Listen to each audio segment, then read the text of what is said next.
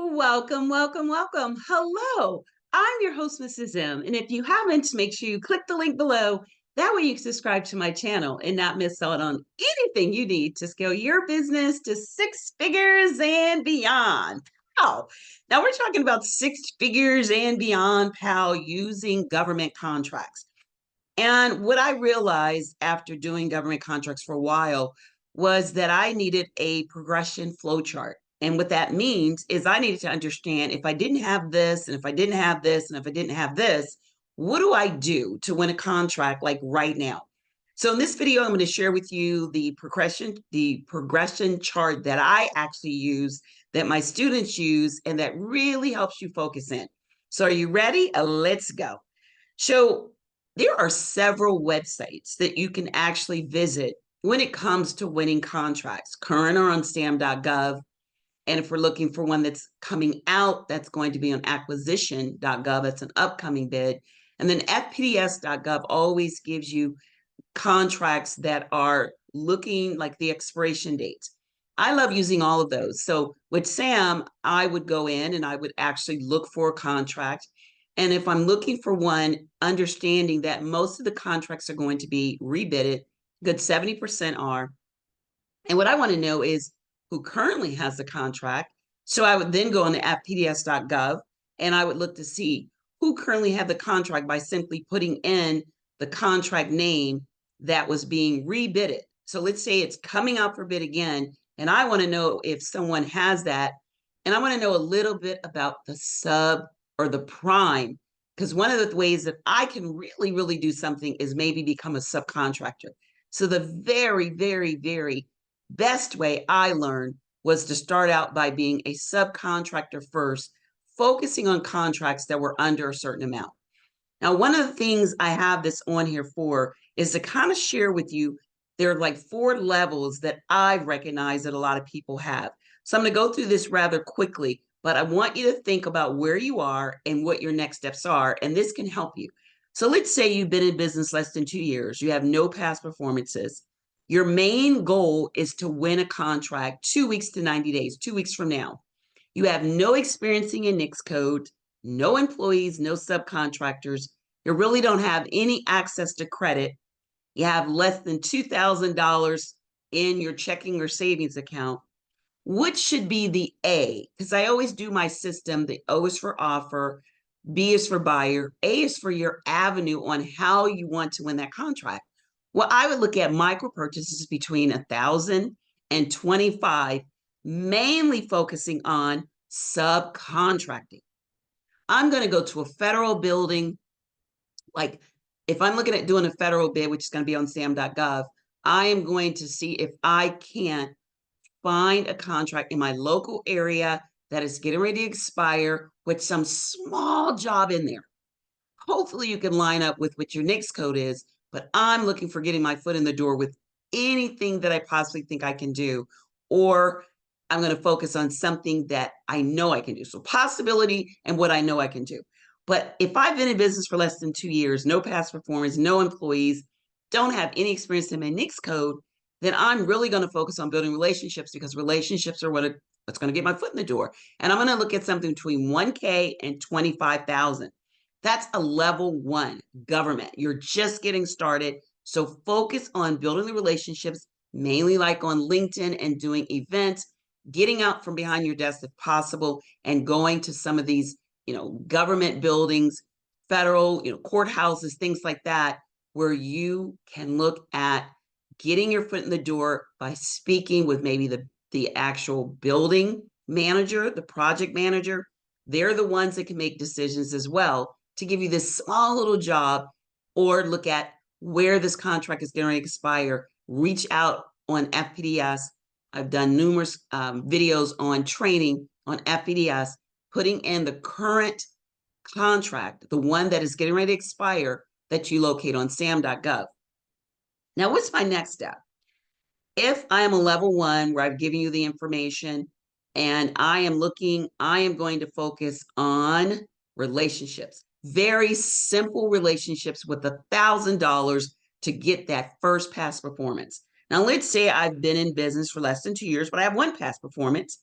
I have experience in my NICS code, like 1 year, 1 to 3 employees, and I vetted subcontractors. Get a lot of people that say everyone's telling people the same thing on doing the middleman and finding someone to do it. And they realize it's not easy to get someone to do the work for you. You really have to look for a company that's pretty much has a little experience over what you have, but they're not so large, they're not going to have an interest in you because they're getting their contracts on their own. They're not looking at doing the middleman for you if there's very little profit because they are a larger company and they're able to win contracts on their own. So they're not calling anyone back. What would you do? I would look at finding contractors in my area that I can speak with, that I can do a Zoom call with first, and then go and talk to them. That's important because I'm looking at automatically building that relationship. That's exactly what I did. I started searching in my local pool of people that were contractors by simply Googling. This way, I was able to meet with them, do a Zoom first, meet with them, and build the relationship and vet them. So if you have 1 to 3 employees are vetted subcontractors, you don't have any access to credit, you don't have any funding past, let's say, $3,000, what should you focus on? Well, you might want to focus on simplified acquisition bids and micro purchases that are between 1K and 250. We had a GSA contractor on a COR, and they were talking about some, they had 250 to like 3 million. So the contracting officers, the government buyers, even individuals that are using micro purchase credit cards to buy your services, there's a limit to what they can spend. There is how far they can go and what they're able to sign off on. A lot of them can go up to 250.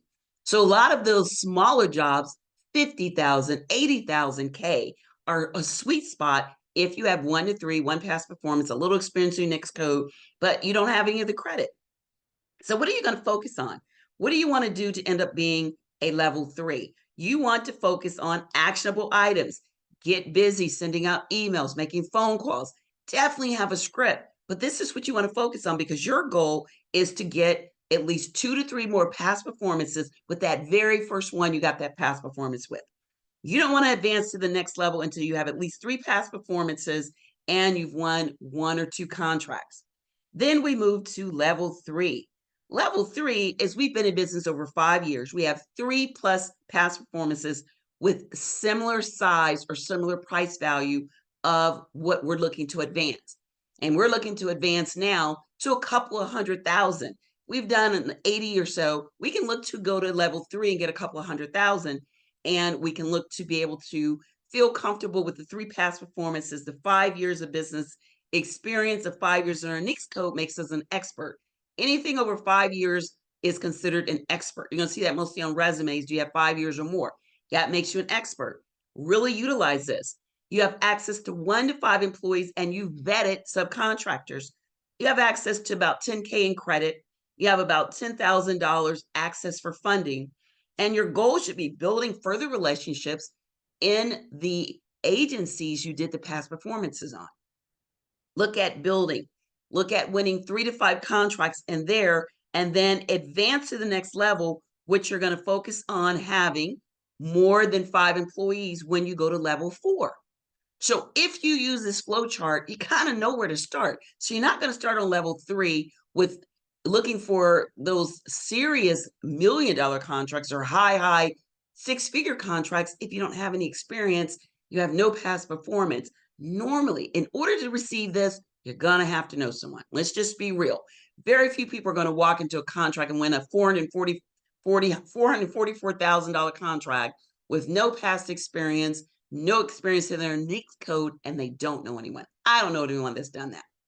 I personally don't. Now, maybe people do, but it's a rarity. It's not, it's like they're the exception, not the rule. Usually you're going to have the relationship you leverage or the experience or one of those experience with your company, but maybe a different NICS code, but you can show past performances, some things you've done. Now, what's my last level? My last level is my business has over 5 years experience. 5 past performances, experience as an expert of 5 years in my NICS code, access to 5 to 25 employees that are vetted, access up to $50,000 in credit, access up to $100,000 in funding. And my goal now is to win several 6-figure contracts so I can ease into the high six figures towards a million. Now, this helped me a lot because it made me look at realistically at what I thought I could do. I knew it was hard for me to jump from level one to jump level four. And so it let me know what my activities should be, what I should focus on. And I focused first on subcontracting because I had no experience in my NAICS code. And one of the NAICS codes that I started with, which was in landscaping. I knew nothing about pruning trees or what are they, palm trees. I knew nothing about chinch bugs and all the things, but I found someone that did, and I ended up vetting them. And I had like $1,200 and something dollars. I think it was like $2,500 I received a month, and I was able to give them, you'd be surprised. It was like maybe $500, but I asked them for their price so that way I felt comfortable with them feeling like they could do the job instead of telling them. And they gave me a price, and I think ours was over 1,500. So we netted like $1,000 every time we did snow removal, and we had not one piece of equipment. So the middleman does work. I did it back years ago, but it was just subcontracting, which it is now. But if you want to say middleman, let's say middleman. You're finding someone to do the work for you. But just understand, there are lots of people that are not going to return your calls unless you sound as if you know what you're doing. You've got some experience in being able to vet them. And normally it's going to be a company that's around a little bit bigger than you that's going to reach out there and call you back because now they're trying to get work as well. So stay in your lane. And I hope this flow chart really helped you. Now, if you'd like to learn more, then guess what you can do? Click the link, make sure you subscribe, and then you can click the link so that you can come to my free GovCon Lunch and Learns. It's a great place to get started with learning all of this and more. I usually share with you the screen, sam.gov. Then the next week I might do acquisition, and then then I may show you something on usaspending.gov. In other words, I do something different every week. So that way we cover people that are advanced, people that are just beginning, all of it, because this is a really, really, really, really, really great place to get started if you want to add contracts to existing business or get started looking at doing government contracts. So until next time, make sure that you are all ready to win your contract and to know exactly what you need to do. So until next time, take care, and I'll see you later. Bye-bye.